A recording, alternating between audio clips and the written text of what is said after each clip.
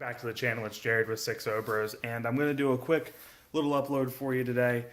I'm going to talk about the truck. I'm going to talk about where the truck's at right now, not talking about the broken part, but talking about where the build as itself is at now. What is my starting point going into the heads and cam and all that stuff, and give you guys an idea of what's done, because it's really a mild build so far. It's a fairly stock truck,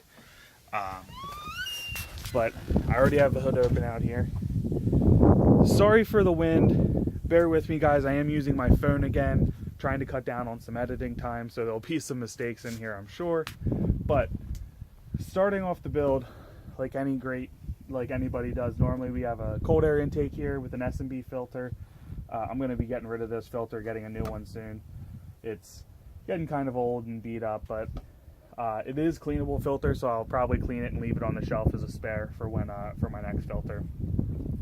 This is an older style. It's no longer available. You got a newer style that's on Josh's truck. This one has a big hole in the side. You're really not restricted in airflow at all. Plus, I have the top off right now because it got kind of beat up. But basically, I think it's like a 4-inch tube the whole way back to the turbo. Very easy install. S&B makes great stuff. Big fan of theirs. Riffraff boots the whole way around right now. It's a early 04, so it came with the metal cold side intercooler tube. I have a Nation starter and alternator, 185 amp alternator, which is basically a DC alternator. I think DC builds them for them. I have a Barter Turbo Services billet wheel in my turbo. He still sells stuff like that, but he doesn't do custom builds like he used to anymore, which is a shame. He did great work. Casey also does amazing work. Follow those guys, check them out. That's who I'm going to use eventually from when I do a full turbo. I then have an O-Dog Diesel Performance ported intake manifold in here as well. Love it. It's a great product, clean install. Check those videos out, guys. I have like 4 of them doing on that. And coolant reroute, obviously, for that, because it doesn't have the provision for the EGR cooler anymore. He does have a new intake out that does have those provisions for people that want them. And last but not least, I have a 4-inch turbo back stainless steel MagnaFlow exhaust on my truck. And other than running custom tuning, that's it. Get back inside out of the wind here a little bit. Try not to make this video too terribly long. But it is cold in Pennsylvania right now. Oop. There we go. That's a bad shot here. So guys, as you can tell, it's a very mild build. I do run Power Hungry Performance tuning on my truck. I use their tow tune most of the time, and recently I have their 100 horsepower performance tune, and I really like their tuning. They are the first people I used, and they just made me very happy. They're quick. I'm trying to make sure I have nothing else done to the truck that I can think of. That's really it. Now, I did reference that I'm going to dyno the truck. Or, I don't know if I said that on this video or not. It is getting dynoed. And as soon as my truck's done and broken in, I'm going to dyno it. And what I'm going to do is I'm getting a modified stock tune. The modified stock tune is going to allow me to have the mods that are on the truck, but essentially stock tuning otherwise. And I'm not looking for extra fuel or anything. What I'm looking for is to see if the airflow modifications that are made, the billet wheel, the intake, I have intercooler pipes that are going on, the intake manifold is a big one, and the exhaust.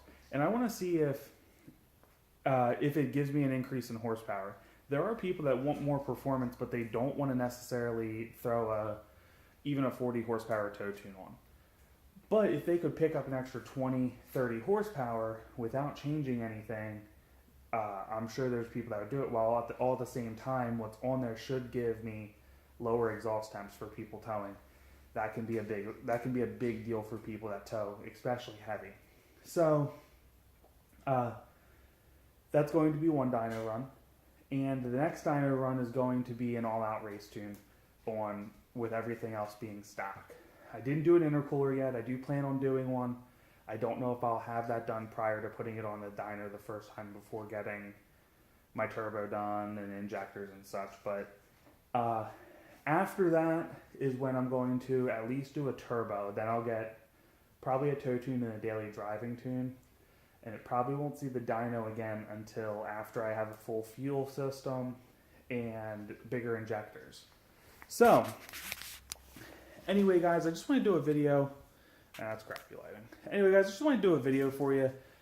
Let you know where the truck's at. What's our starting point on the truck. We did that video in the beginning where I think I spent like 20 minutes walking around the truck doing nonsense.